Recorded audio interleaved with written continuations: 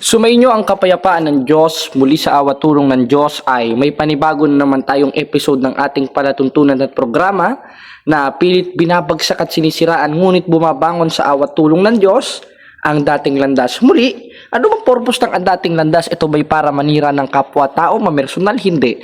Dahil kung ito lang rin naman ay pamamersonal gaya ng pagmimisinterpret ng ating mga kaaway, lalabas dun ay pamimersonal rin ang ginagawa ng mga apostoles sapagkat sinusunod lang naman natin ang utos ng mga apostoles sa 1:13 ng Tito. Pakinggan nyo. Ang patotoong ito'y tunay dahil dito, sawayin mong may kabagsikan sila. Yun lang naman ang ating ginagawa na siyang konteksto ng tunay na pag-ibig na hindi pa imbabaw ayon kay Apostolo Pablo. Ayon po sa 12:9 ng Roma, ganito po ang ating mababasa.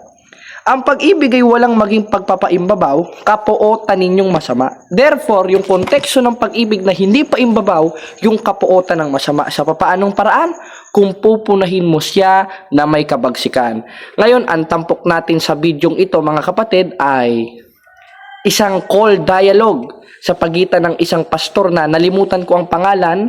Isa siyang pastor na nakalaban rin ni Rashid Indasa na ating nilampaso sa debate ng isang beses sapagkat yung unang beses ay medyo tagilid tayo at mapapanood natin ang tema natin na fitted ba, biblically speaking, historically speaking, ang pangalang One Holy Catholic and Apostolic Church sa Simbahang Katoliko. Panoodin natin mga kapatid at ating suriin at malalaman kung sino ang nagsasabi ng katotohanan with evidences. Pakinggan nyo. Oh, I will be in the... Kumpit ba yung pamumuhay? Kumpit ba sa Biblia? Okay. Oh, sige. Walang problema. Salamat brother at sige, ilang minuto ba? Okay, ito no. 5 minutes. Okay, sige. O sige. Maraming salamat. Yan, magandang araw, hapon, gabi sa inyo mga kapatid. At ngayon ay patutunayan natin kasama ng ating kapatid na fit ba ang name na One Holy Catholic and Apostolic Church or Iglesia Católica Apostolica Romana o Roman Catholic Church ayon sa Biblia. Ngayon, sinabi ng ating kapatid, katangian daw ito, hindi pangalan. Totoo ba ito? Basahin po natin sa Catechism of the Catholic Church. Mababasa natin. Ayan, basahin natin ha. Official name of the church. Ito po ang ating mababasa. Nakalagay dito sa Catechism of the Catholic Church dahil hindi naman po tayo Bible alone, ano? Sila lang naman ang Bible alone. Nakalagay, maliwanag na maliwanag, ay One Holy Catholic and Apostolic Church o Roman Catholic Church. At mababasa rin natin sa King James Version ng 1611 ay Catholic Faith o pananampalatayang Katoliko. Therefore, letra por letra po nating mababasa yung name na Catholic Church sa Biblia na siyang reperado sa mga unang Kristiyano. Dahil yun yung nabautismohan sa unang Pedro na pinasimulang tawagin mga Kristiyano. At yung mga tunay na Kristiyano na pinasimulang tawagin matapos ang bautismo, kaanib yun kung dun saan nakalagay ang pangalan ng Diyos. 12:5 ng Deuteronomio, mababasa natin, kundi sa dakong pipiliin ng Panginoon yung Diyos sa lahat ng mga lipi na paglalagyan ng kanyang pangalan sa makatwid bagay sa kanyang tahanan. Ano ba yung tahanan ng Diyos? Sa 3:15 ng unang Timoteo, yun yung tinatawag na sambahayan ng Diyos o yung iglesia ng Diyos. At yung iglesia ng Diyos na yun na tinatawag sa pangalan ng Diyos na siyang itinayo ni Kristo, na siyang kinabibilangan ng mga tunay na Kristiyano ayon sa final na katuruan ng mga apostoles po sa 9:31 ng Gawa sa original translation, yun po ay tinawag na Hymen et Ecclesiam Catholicos. Means universal o pananampalatayang laganap o katoliko. Katunayan, mababasa natin ito letra por letra, kaya fit na fit talaga ito, ano, na hinango sa original translation sa La Sagrada Biblia. Ganito po ang ating mababasa. Pakibasa, kapatid na Jaybigan, ano ang ating mababasa? Las Iglesia Católica Apostolica Romana. Di ba? Maliwanag. Las Iglesias Católicas Apostolica Romana. Letra por letra. Ngayon, sino ang kaanib dito sa Iglesia Katolika Apostolika Romana na ito? Maliwanag sa unang Pedro na ating binasa, yung mga nabautismuhan dun sa kanyang sambayanan, na kanyang tahanan na tinawag na Iglesia ng Diyos, at pinasimulang tawaging mga Kristiyano. Bakit? Basahin natin dito. Kasaysayan. Dahil sabi sa 8.8 ng Job, read the book of history and see. Anong bababasa natin? Hindi history ito, history ito. Nakalagay dito sa The Young Student Learning Encyclopedia, page 2684. For the first 1,000 years after the death of Jesus Christ, all Christians, lahat ng Kristiyano na pinangaralan ng mga apostoles pagkatapos namatay ni Kristo, were members of one religion, Christianity. Hindi naman pala pagano, gaya nung pinaparatang ng mga salbahista, gaya nung pinaparatang ng mga walangyang mga protestante. Christian nakalagay. All Christian were members of one religion, Christianity. There were no separation sects or branches of Christianity as there are today. The word Catholic means universal. Fit na fit ito, sapagkat yung iglesyang itinayo ni Kristo nangalat, especially in Rome, 1.7 ng Roma. Tuloy natin ang basa. And for those first 1,000 years, all Christian were members of the Catholic Church. Tanong, fit ba ito sa katangian? Una, 1, 4.5 ng Epeso, nagkakaisa. Saan? Sa pananampalataya. Holy, banal ba? Banal. Kaya nga meron tayong mga santos na kinanonize ng simbahang Katoliko. Hindi naman balbal. Paano kayon? Meron mga Katoliko nangre-rape. Meron mga Katoliko magnanakaw. Hoy, hindi aral ng simbahan yung tanga. Dahil wala naman tayong mababasa sa Catechism of the Catholic Church. Magnakaw ka, maglasing ka, magsugal ka, etc. Dahil ang itinuturo po sa simbahang Katoliko, yung utos ni Kristo, na sa 15:2 ng unang Korinto, sa pamamagitan naman nito, ligtas kayo. Yung aral na ikaliligtas. Kaya nabasa ba ang Holy? Holy. Yung Catholic o laganap. 28:19 ng Mateo, basa kapatid na JB. Hanggang 20. Ano ating mababasa? Na ituro nyo sa kanilang ganapin ng lahat ng mga bagay na inutos ko sa inyo. Sa 19. Isila'y inyong bautismuhan at yumaon kayo sa bawat bansa. Universal. Means Catholic sa dictionary. Yung church. 3:15 of 1 Timothy. 20:28 of Book of Acts. 1:1 verse 2 of 1 Corinthians. Kaya nabasa natin sa context and letra por letra at yung katangian ng simbahan na biblically speaking and historically speaking, fit na fit talaga. Parang nagsuot ka ng damit na talagang fit sa'yo, hindi maluwag. Maliban na lang kung may putok ka. Hindi ko naman sinasabing may putok ka, brother. Pero letra por letra, biblically speaking, hindi ko opinion ito. Opinion ito ng mga historians, opinion ng simbahan, opinion ng mga apostoles, dahil kami aral apostoles. Dahil yung apostolic, letra por letra, yung mga Christian were members of one religion, Christianity, especially the Roman Catholic Church. Because the apostles were members of the Catholic Church. Basahin natin dito, Biblia to dito sa footnote.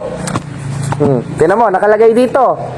Yung Romans, ito nakalagay. James, 1 Peter, 2, 1 John is the Catholic letters. Nasa footnote ito ng Biblia. Therefore, ang mga apostoles, member ng Katolikong pananampalataya na nagmula sa Jerusalem, napunta sa Roma. Kaya nga ayon sa aming pasyon, magmula sa Jerusalem, lahat ay inyong libutin. Saan magmumula? Sa Jerusalem. Basa tayo kasaysayan. Ito ng mga pastor kasi na ito, ayaw magbasa ng kasaysayan. Ang binabasa, yung wallet ng mga miyembro, talagang mga walang yan. Pasensya ka na, brother, sa The New Book of Knowledge Encyclopedia, Volume 16, page 287. The history of the Roman Catholic Church began in Upper Rome and Jerusalem. Saan magmumula? Sa Jerusalem. Katunayan, yan ay nakasaad sa Biblia. Ito basahin natin. Ito. Mula ang pananampalataya sa Jerusalem. Ito, basahin natin. Ganito po ang sinasabi. Sa 24:47 ng Lucas, at ipangangaral sa kanyang pangalan ng pagsisisi at kapatawaran ng mga kasalanan sa lahat ng mga bansa magmula sa Jerusalem. Nagmula sa Jerusalem. At ayon sa kasaysayan, wala namang ibang simbahang itinayo sa Jerusalem, kundi Catholic Church na siyang reperado dun sa iglesia ng Diyos, iglesia ni Kristo, na siyang nagkakaisa nung unang siglo pa lang at nakarating sa Roma. 1:7 ng Roma. Roma na. Lahat kayong mga nasa Roma, iniibig ng Diyos. Hindi naman sinabing sinasalbahin ng Diyos. Sumain nyo nawa ang kapayapaan mula sa Diyos ng ating Ama at Panginoong Hesukristo. Sa papaanong paraan makikita yung kapayapaan? Yung pagkakaisa. Kaya naging one. Kaya ayun ang latag ko, bro. Undercross mo na ako. Moderator, standby. Okay, dako tayo sa cross-examination. Magtanong na po kayo kay Jared Alcazar. Ilang 5 tanong minutes. ito, Sir Moderator? Kahit 5. 5 daw. Namatay. Mukhang wala na may tatanong. Wait lang, ha?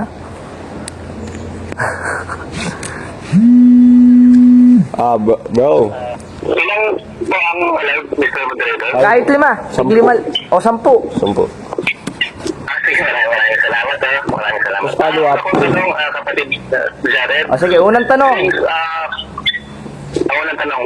Since kasama sa proper name, as official name, ang universal sa Catholic beliefs, meron ka bang, unang tanong ko, meron ka bang religion na hindi universal na alam? Meron bang religion na pang-sitio lang o pang-city lang?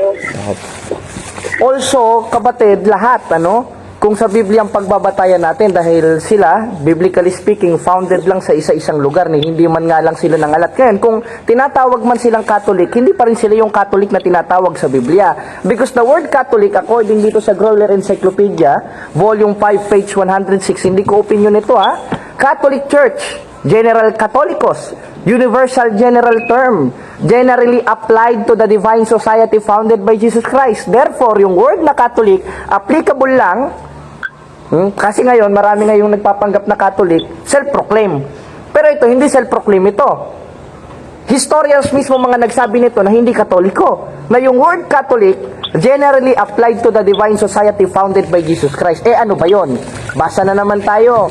Dito sa The New Book of Knowledge Encyclopedia, walang iba. Maliwanag na maliwanag.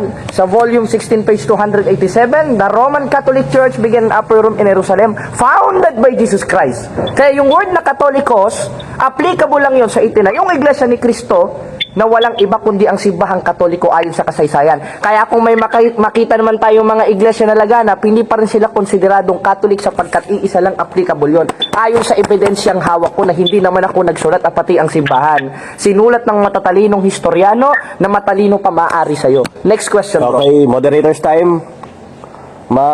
The next question po ba kayo? Follow up dun sa sagot ng kapatid na Jared. Next question. Next question. Next question, Brother Jared.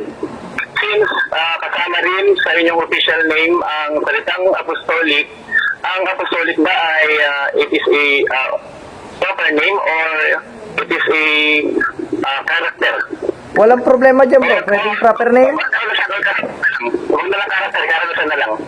Yes, bro. Dahil ang aral ng Iglesia Katolika is aral apostoliko. Katunayan, doon pa rin meron kaming Apostles' Creed, meron kaming CCC, patunay na authority ng mga apostoles na galing sa ating Panginoon Kristo. Katunayan, 16, 18 hanggang 19 ng Mateo, ano mang ipahintulot mo sa lupa, ipapahintulot sa langit. Ano-ano yung mga pinahintulot sa lupa na pinahintulot sa langit, kasi ang aral apostoliko na galing kay Kristo, Rosario, etc. At yung iba-iba pang mga babanggitin dahil alam ko kung saan ka pupunta, kapatid. Next question. Okay. So, agree ka ba, next question, agree ka ba, Brother Jared, na ang apostolic ay, ang salitang apostolic ay ito'y karanasan? Walang problema dyan, bro. Karanasan ng mga apostol, o meron kayong similarities na karanasan? Dinadala mo yung salitang apostolic eh. Yes, bro. So, Dahil, bro, sige ka, bro, huwag ka sasapaw, bro. Karanasan din namang sinawag ng apostol. Bro, walang problema doon. Meron kaming karanasan ng mga apostoles. Katunayan, connected nga kami doon sa mga apostoles eh. Kaya nga meron tinatawag na aral ng simbahan sa Biblia na apostolic succession. Therefore, yung karanasan ng mga apostoles, nasa amin yon. Katunayan, mga bangkay nila, nasa amin eh. Sa inyo, wala. Dahil nagbasa lang kayo ng Biblia, nagpanggap na kayo na aral apostoliko eh.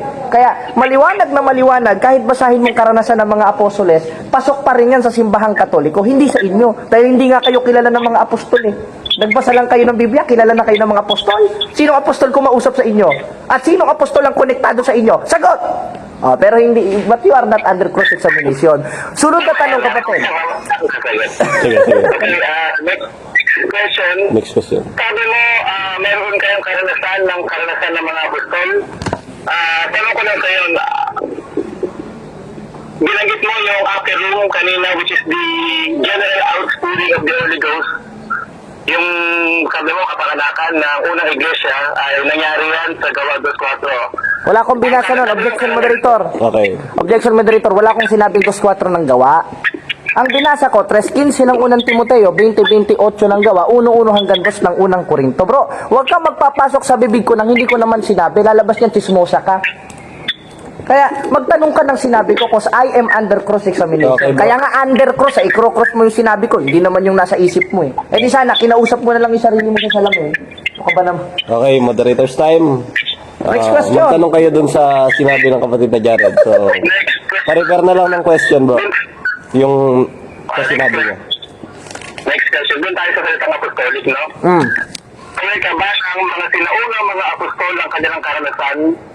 Ito'y naganap noong araw ng Pentecostes. Wala akong tutol doon. Which is na ba? Wala ko. Nabanggit niya kanina. Wala akong tutol doon, bro. Oh. Agree ako doon. Okay. Agree ako doon. Dahil, Okay, ito dahil sinabi ko nga kanina, saglit lang bro, huwag ka muna sasapaw, give and take lang tayo. Nagtatanong ka, aba, ginagalang ko yung tanong mo, galangin mo rin yung sagot ko. Wala akong tutol doon bro, kahit sa Pentecost pa yan, kahit kung san lugar pa yan. Dahil kami nga ang officially connected sa mga apostoles. Kaya nga may tinatawag na apostolic succession. Kaya kahit anong basahin mong sitas dyan, hindi magiging applicable sa inyo yan. Dahil ayon sa kasaysayan, babasahin ko na naman bro, parang hindi mo, kung nakinig ka, hindi mo na itatanong yan. O, basahin natin ha. O, tinan mo, matututo ka ngayon. Baka may, kung pastor ka man, may tuturo ka sa linggo. Eto pa. Apat na tanong yun, oh. Basahin natin, 4 na tanong na yan, no? O, dito. Tinan mo, basahin lang natin dito. Dito sa The Young Student Learning Encyclopedia, page 2684, lahat ng mga Kristiyano, especially dun sa panahon ni Kristo, kasama mga apostoles, were members of one religion, Catholic. And all Christian were members of the Catholic Church. Kaya kahit magbasa ka sa Pentecost, bro, yung mga apostoles dyan sa Pentecost, kaanib sa simbahang Katoliko yan. Katunayan, hindi mo pa natututulan itong aklat na hawak ko eh. Na nandito mismo sa footnote ng Biblia, yung mga apostoles is a Catholic faith and have a Catholic letter. At yun nga yung isinulat sa mga kapitulo, versikulo, na wala naman kayong inambag. Next question. Hirap-hirapan mo naman bro, nakakahiya. Okay, so hindi tayo iwalay sa salitang apostolic, ano? Eh, kaya nga nasa pangalan namin eh.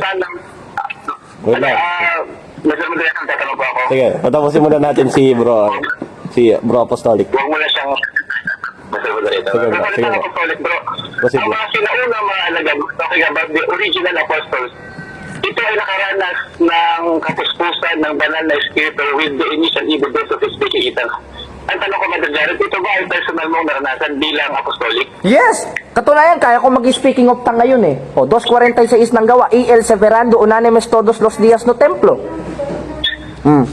That is speaking of tongue. May tagapagpaliwanag ba? Paliwanag. Basa kapatid na JB.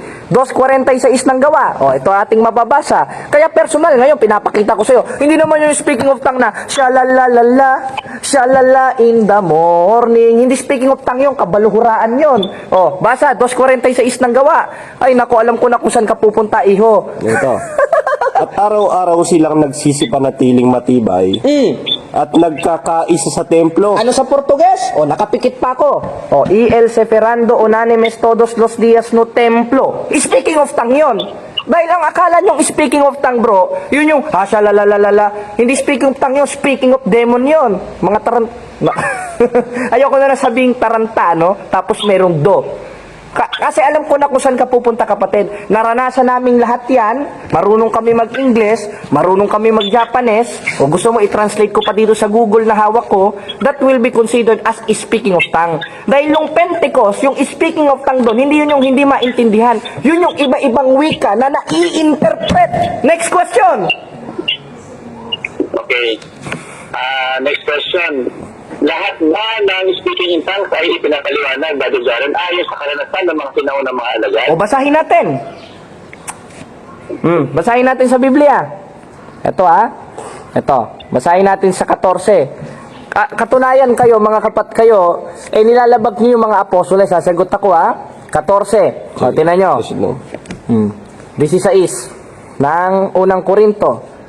Ito ang ating mababasa. Ito ba't Cebuano to? Hindi naman ako Cebuano, Tagalog ako. Wait lang. Ito. At anong talata yun, kapatid na JB? Alin? Ayan.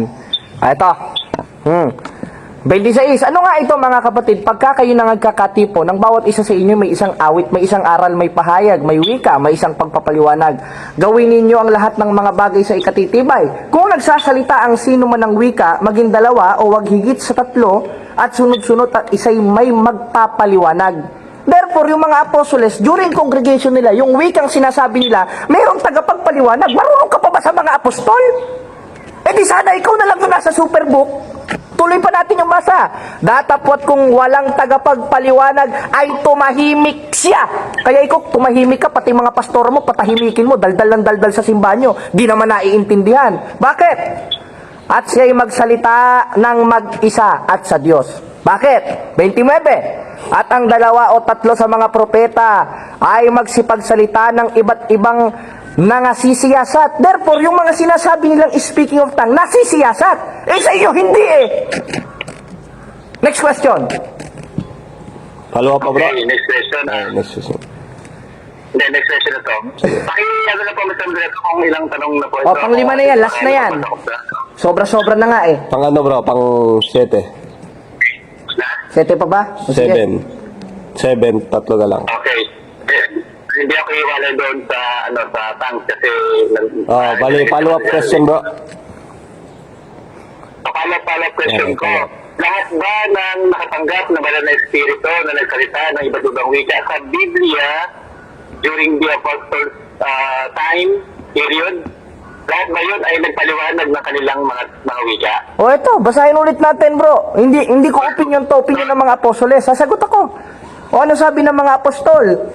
O, 27. Kung nagsasalita ang sino man ng wika, maging 2 o wag higit sa 3, at sunod-sunod, at ang isa'y magpaliwanag. Ibig sabihin, merong nagpapaliwanag. Sa inyo wala eh. Daldal lang kayo ng daldal dyan. Nangingisay pa eh. O, 28. Datapat kung walang tagapagpaliwanag ay tumahimik.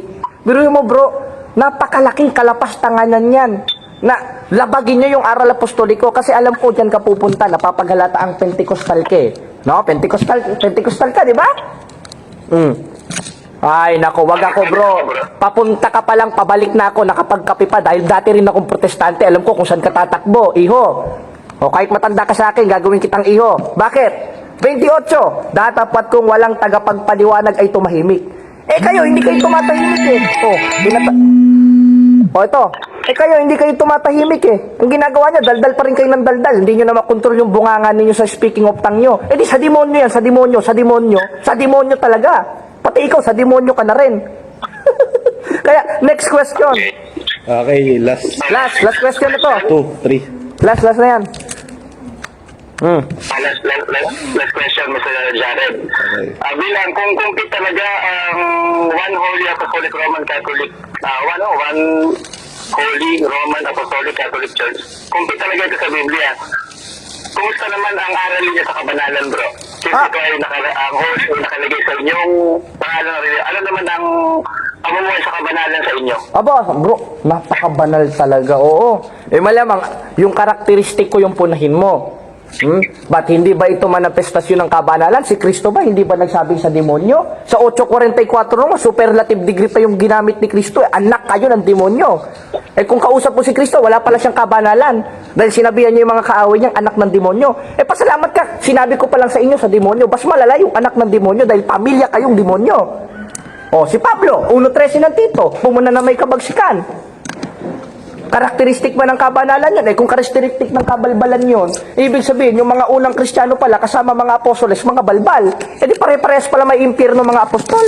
Kaya, nasagot ang tanong, walang kahirap-hirap, ikaw naman ang magpaliwanag. Dito natatapos ang first cross-examination period. Paliwanag kapatid na JB, pagitnaan nyo. Okay, bro. Second stand ng negative. Sige, bro. Proceed mo. Okay, so maraming salamat, Brother Jared. No? Ako naman po ang magpapaliwanag in 5 minutes. Ang One Holy Roman Catholic Apostolic Church ay aming napag-usapan kung ito ba ay fit sa Biblia at fit talaga sa kanilang pamumuhay bilang mga Katoliko. Kung ating pong pag-aaralan, mga kapatid, sa dami ko ng mga nakausap na mga tao, kadalasan dyan talaga mga religion. Ito tinatanong ko eh. Kapatid, kumusta naman naman ang iyong pamumuhay bilang Katoliko. At tinan mo, ano ang naramdaman mo? Maluwag ba ang daan na lalakaran mo? Masikip. Wala nagsasabi na masikip, napakaluwag. So susubukan natin kung talagang fit talaga, no? Wala, tinan mo, lahat ng layaw, halos hindi limitado eh. Kaya pag pumunta ka sa Sabukan, halos natin Katoliko. Paano ka magiging holy dyan? Samantalang pamumuhay na holy, iswalay ka sa kabanalan. Pag binasa mo ang aklat ng Korinto, isa ng Biblia sa aklat ng Roma eh. Be ye do not conform to this world, but be ye transformed. So, mag-aaral na natin ang pamumuhay bilang sa dahil sinasabi kasi dati rin akong Katoliko eh. Ano tayo man Kung naman yung pamumuhay. Okay, kung ito ay fit talaga sa Biblia, katulad ng pamumuhay ng mga sinaunang mga alagad sana, kunti lang sana o pailailan lang ang mga Katoliko na sabungero, na kapag nagsisimba ang mga ito, pero ang pinag-usapan ko ito yung pamumuhay na huli ha, sibalay sa estilo ng sanlibutan. Pumunta ka sa park, pumunta ka sa mga mall, pumunta ka sa simbahan ng Katoliko, pinamahal si mga ganyan nakita ang pusod, mga babae, mga nakapantalon, mga babae, mga putulang buhok, yun ba ay sa banalan? Yun ba ay fit sa pamumuhay na may sa banalan na sinasabi ng Biblia? Fit ba ang... Na kanila ito ikinakabit sa kanilang religion. One, holy. Paano ka magiging holy kung pinapahintulutan mismo ng inyong mga pare, ang mga kababae, ang mga lalaki, ang mga balang buhok, puro totoo. Ngayon, ang mga babae, kita ang mga puso, kita ang dibdib. Pinapayagan ang pagkakaroon ng premarital sex. Yan ba ay pamumuhay sa kabanalan? O kapag nasabi mo yan ay bahagi ng kabanalan dahil dala-dala ninyo ang araw ng kabanalan, diba, magkakatoliko sa ngayon din. Ayun. So, ang pinag-usapan ko kung fit ba talaga sa Biblia ang pamumuhay ng mga sinaunang mga Katoliko. So, ngayon, ka-holy tayo, doon naman tayo sa kalamasan ng mga apostolik. Nabanggit ni Brother Jared, di tayo marunong magsalita sa iba't ibang wika. Naranasan niya ito. Kung nagbibis ka sa kaya mong i-interpret na wika, Brother Jared, hinahangaan kita kasi nakakapaglatin ka. Pero ang tanong ko sa'yo, ganyan ba ang karanasan? Objection, moderator. Okay. Objection, hindi Latin yan, Portuguese yun. Yeah, sige. Hindi ka talaga marunong mag-speaking of tongue. Kaki, ano na bro? Kaki, ayos, sige. Proceed lang. Okay, thank you. O ngayon, ang tanong ko sa'yo, mamaya, sagutin mo to, lahat ba ng nakatanggap ng banal na espiritu sa panahon ng mga apostol, ipaniliwanag lahat nila kanilang mga wika katulad na ginawa ni Brother Jared kanina? Kung ano ang pinagsasabi. Yun ba talaga, speaking in tongues ba yun? O sa tingin ko, nagkakamali sa balik. Nilapastangan niya muna yung regalo ng Diyos. Kasi alam niyo, ang pagkakaita ng mga wika, tanda yan, nakapunuan ng Espiritu Santo. The general outpouring of the Holy Ghost, ito po ay nangyari noong araw ng Pentecost when 120 persons, disciples of Jesus Christ, were received the gift of the Holy Ghost with the initial evidence of speaking in tongues. Wala naman nagkanta doon, Brother Jared. Iba yung tinutukoy mo, nakakahulugan lang na hindi mo ito napag-aralan. Yung binabanggit mong mayroong nag-i-interpret, mga members na yun, matagal ng member yun, ng totoong iglesia. Pero yung nangyari ng araw ng Pentecostes, 20. pasok pa lang doon, kapangalakan pala yun na sinaunang iglesia, Brother Jared, no? Kaya silang lahat ay nagsalita ng iba't ibang wika. Pero wala naman nag-interpret sa kanila eh. Kasi tanda yun ng kapuspusan ng banal na espiritu. Last 1 minute. Wala nag-interpret ng panahon na yun. Okay? Kaya makita kung iyon ba yung naranasan. Sabi mo naranasan mo, nag-interpret ka agad sa akin. Yan tanong ko sa'yo, yun ba ang karanasan ng mga silaunang mga apostol? Parehas ba kayo ng karanasan? Well, I think siguro ba dyan, nagkakamali ka. Masyado mong binibilisan ang iyong takbo. Tandahan lang para hindi ka madulas sa pagsasalita ba dyan, no? Ngayon, ikalawa, lahat ba, ikatlong punto ko, lahat ba ng religion ay meron ba dyan pang sityo, pang barangay, pang probinsya lang? Kung kiniklaim ninyo yung Christian Universal World, lahat ng religion, Brother Jared, pang-universal yan. Kaya nga lang yung iba, konti lang yung pondo, so hindi pa nakakapunta na ibang bansa. Pero, it is not limited. It is not limited sa isang barangay lamang, sa isang sitio, sa isang... Time na, moderator. Okay, time po, time. Okay. Bro, Jared, question.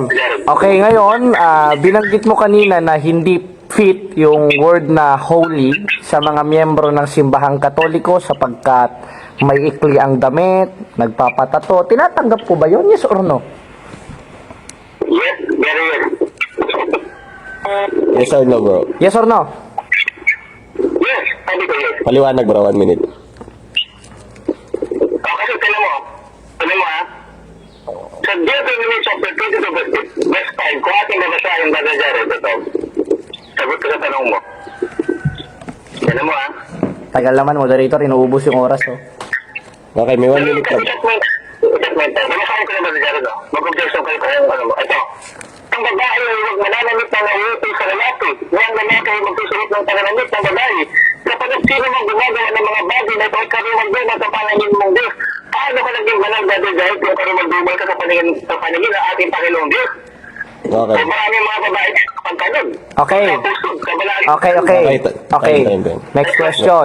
Saan mababasa sa official doctrine ng Catholic Church o sa CCC na inuutos mismo ng dogma at ng simbahan na magsuot ka ng hindi nauukol at kalaswa-laswa? Meron ka bang mababasa na paragraph? Meron o wala? At kung wala, tinatanggap mo na sinungaling ka? Meron o wala sa CCC? Meron daw ba wala, bro? Sagot. Wala akong mababasa.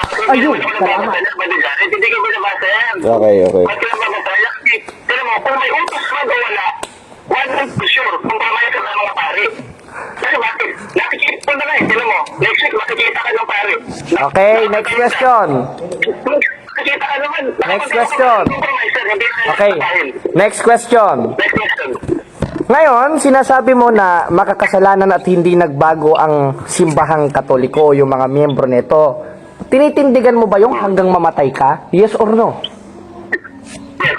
Okay. Yes. Next question. Oo. Yes, kasi bakit? Gaano na katagal ang Catholic sa buong mundo? Gaano na katagal? Bakit walang nagbago sa kanilang estilo? Bakit walang nagbago sa kanilang pamumuhay? Okay na? Wala hanggang ngayon, ganun pa rin. Hindi naman nagbago. Marami mga Catholic, pag tinanong mo, ligtas ka pa ba daw hindi? Hindi, Diyos na nakakaalam yan. So, ibig wala kaligtasan. Okay na. Okay na. Next question. Next question. Ayon sa CCC, sa Catechism of the Catholic Church, meron ka bang mababasa na magpakasala ka at gumawa ka ng kasalanan? Meron ka bang mababasa sa official doctrine ng simbahang Katoliko na sinasabi, anong paragraph ha? Na sinasabi mismo, yumaon kayo at magkasala pa ng matindi para maimpyerno kayo. Meron ka bang mababasa sa aklat na hawak ko sa CCC? Meron o wala? Bakit? Wala akong Ayun! Wala. Kasi aral pa na demonyo yan eh. Pero hindi na kailangan ba tayo Mati Jared? Tingnan mo na lang. Tingnan mo na lang kung wala kayong kapatiran. Kung ito kasi, ito, salit ko sa'yo Mati Jared. Magtanda ka ng 5 babae sa simbahan mo. Tingnan mo yung kanilang mga suot ngayon. Okay. Next question. Hindi, tama. Next question. Next question. Sabi mo, hindi speaking of tongue yung ginawa ko na pagsasalita ng wika. Ngayon, ayon dito sa 14:29 hanggang 28 ng unang Korinto, yung pagsasalita ng wika dapat may nag-i-interpret. Anong tawag doon? Speaking of tongue o speaking of Bisaya? Anong tawag doon? Categorical. Mr. Magaling, pakiulit ng question. Yung nasa, ano daw, bro, 14:29 o First Corinthians. Ano daw yung nakalagay doon? Speaking of tongue o speaking of Bisaya? Gusto niyang sagutin mo categorical. Okay. Ano nakalagay doon sa Biblia? Babasahin ko lang ha. Hindi, ang tanong ko sa'yo, hindi ko pinababasa. Bro, Ang tanong ko moderators time, moderators time. Speaking of tongue ba yun o speaking of Bisaya? Moderators time. Ganto, bro. Verse 21. Moderator, Bro, gato. mag-rule kayo, hindi pala marunong Moderators time, moderators time. Ayan, oh. The question is categorical po. Tapos bibigyan ka namin ng pagpapaliwanag ng 1 minute after nasagot mo. Speaking of tongue o speaking of Bisaya, ano yan? Sa paano pa Oh. nagsalita ang mga apostoles? O kung di mo kayang sagutin, bro, pwede kang mag-next question. Yung ginawa mo kanina, hindi speaking of action. Speaking of pagbalan yun, natin. Okay, Bale. salamat. Tanggap ako. Ngayon, sa papaanong paraan na Uy, pinatay na naman. Ano ba yan? Tatakbo-takbo. Okay, tawagan ulit natin. Under cross period dito eh. Okay. Siguro yung laway niya tumatalsik na sa cellphone. Okay, tawagan ulit natin. Naputol. Post time, moderator. Sige, boss. Hindi, ito. Yung time dito yan. Timekeeper K. Nako, ayaw na sumagot, mga kapatid, mga kababayan. Mukhang ngiringin pa rin. Ayan, ayan po. Papansin nyo, dialing, hindi po... Dapat sagot siya categorical, di naman nagkulang sa Oo, paliwanag niya. Hindi naman natin siya ginigipit sa pagpapaliwanag. tawag ulit. Ayan, hintayin natin. Post time, ha? Boss. Hindi, wala tayong time. Wala bang time? Yung ang number. Ayan, hintayin natin. Time ng time dun sa sagot niya. Post ko muna. At ayaw niya na sumagot. Then, Ayan, ringing na. Oh, hello bro. Okay. Hello. Okay, gayo sinabi mo hindi speaking of tongue yun. Sa papaanong paraan ko nasabi yon? Sa pamamagitan ba ng dila, patunayan na yun ay speaking of tongue? O sa pamamagitan ng mata? Paano ko na yun? Paano ko nasabi yun? Sa pamamagitan ba ng dila ko, patunay na yun ay speaking on tongue o in tongue? O sa pamamagitan ng mata ko? Categorical. Okay. Sagot. Kung yung tanong mo ay sa pamamagitan ng dila mo, well, of course, sa pamamagitan Yes, ng sarili categorical po po. Moderator, objection, you are Okay. under cross. Baka bro. Ang tanong ko sa iyo, sa pamamagitan ba ng dila o sa pamamagitan ng mata ko? Kasi pag sinabing sa pamamagitan ng dila, that will be considered as speaking of tongue. Tanong ko sa iyo, sa pamamagitan ng dila o mata?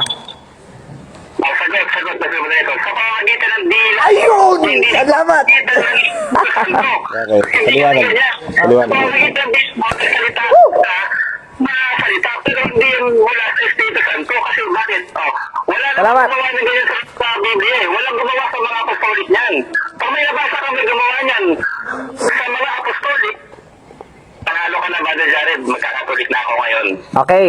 Sabi mo, walang gumawa sa mga apostoles. Ngayon, ayon dito mismo sa 14, 29 ng unang Korinto, yung magsalita ng wika may pagpapaliwanag. Ngayon, yung wika bang binanggit ko kanina, pinaliwanag ko pa gaya ng ginawa ng mga apostoles o pinaliwanag mo? Sino nagpaliwanag sa atin? Pinaliwanag ko yung sinabi kong wika kanina gaya ng ginawa ng mga apostoles o pinaliwanag mo? Okay. Sagot. Pinaliwanag mo. Ayun! Talo ka na. Salamat. Nagkaroon ka sa gitna. Mami na. Sige. Katoliko ka na. Pero, teka lang, Brother Jared. Kung sagot po ako, Mr. Moderator, pakiyalo po si Brother Sige, Jared. sige. Salamat. Sige po. Pero, bakit sa konteksto ng Salamat. At ang dalawa o tatlo sa mga, at ang dalawa ay magsalita, May mga at ang mga iba ay magsiyasat. Pero mo, ikaw na lang mag-isa ng salita dyan eh. Yung kasama ko lang salita. Ano problema doon? Ikaw na lang mag-isa eh. Ito ka. Sinabi ba sa Biblia na ikaw mismo magpapaliwanag? Okay na. Okay, next question. 1 minute. Next question. Sabi mo, pinababayaan lang ng simbahang katoliko yung mga nagtatato. Ngayon, ayon dito sa Catechism of the Catholic Church, walang direkta, ay nakalagay pinagbabawal ang pagtatato. Nakalagay, direktang pinagbabawal ang pagtatato. Ang tanong ko sa iyo, ano nabasa ko? Pinagbabawal o hindi? Pinagbabawal. Ayun, salamat. Congratulations. Qualify. Pinagbabawal. Salamat. Ano ngayon? Pero Salamat. Pero once na isang pari nakakita na isang nagsisimba na meron pa to, binigyan niya ba ng disiplina? Mulog daw. Binigyan niya ba? Binigyan niya ng disiplina katulad ng ginagawa. Okay, next question. Okay.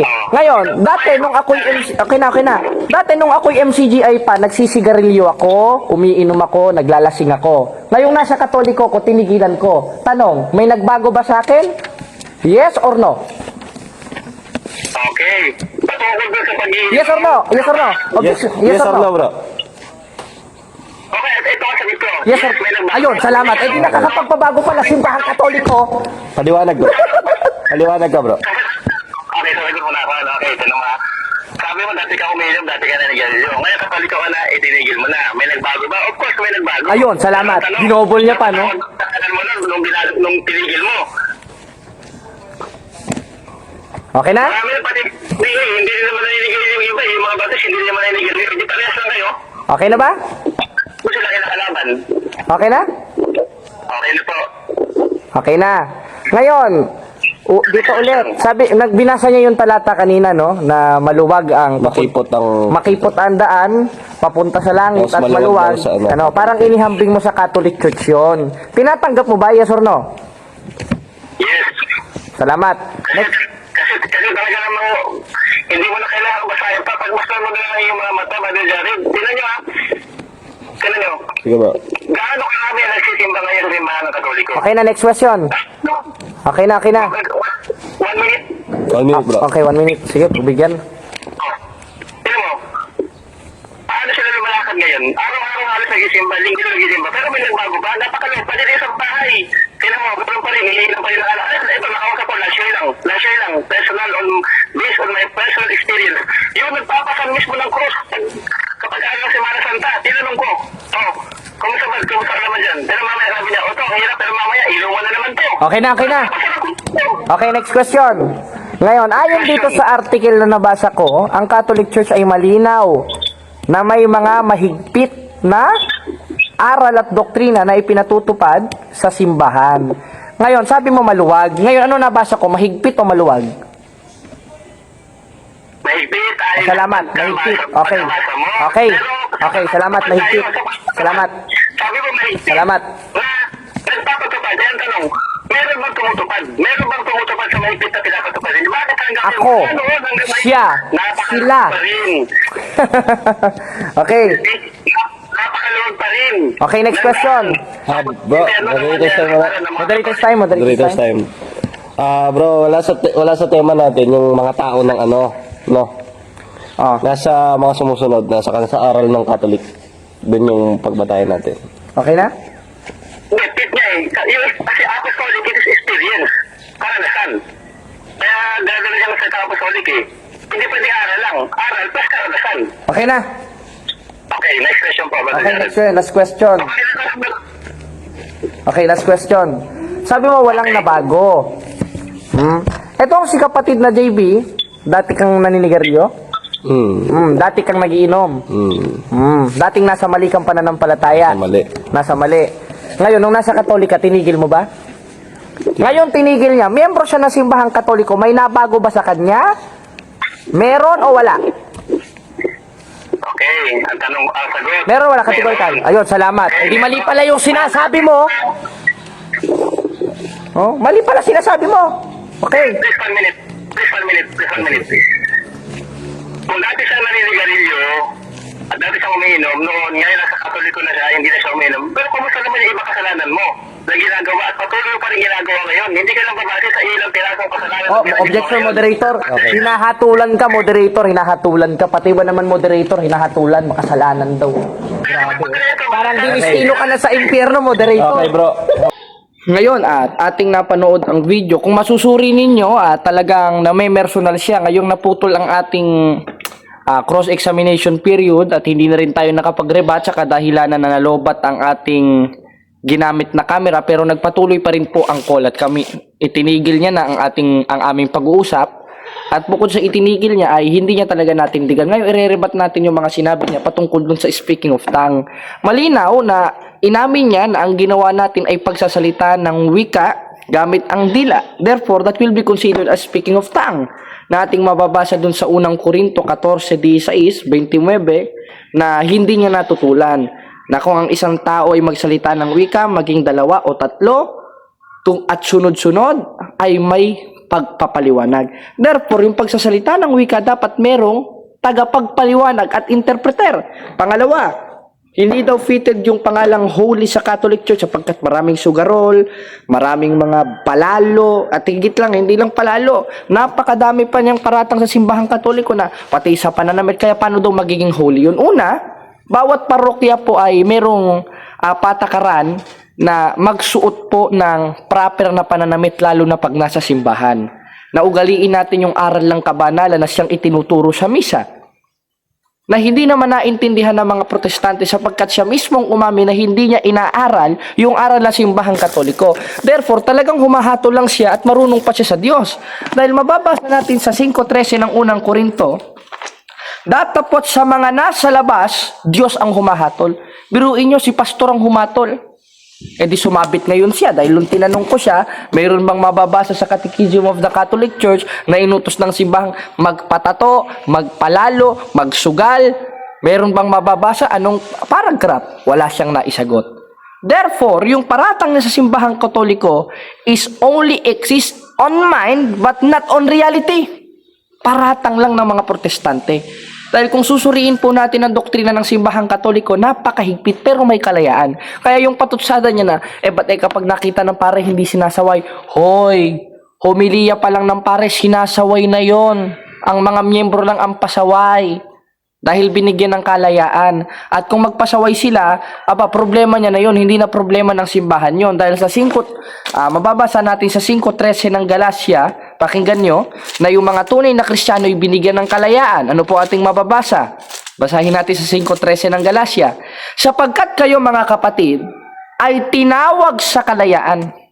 Tinawag tayo sa kalayaan Kaya kahit may utos, kung anong gusto mong gawin, gawin mo. Pero ang malaga, sundin mo ang utos ng Diyos at yung kalayaan mo, wag sana magiging kadahilanan ng laman na siyang ginagawa ng ibang miyembro natin sa simbahang Katoliko. Tanong, utos ba ng simbahan yon na magpalalo ka, magpatato ka, magsugal ka, etc.?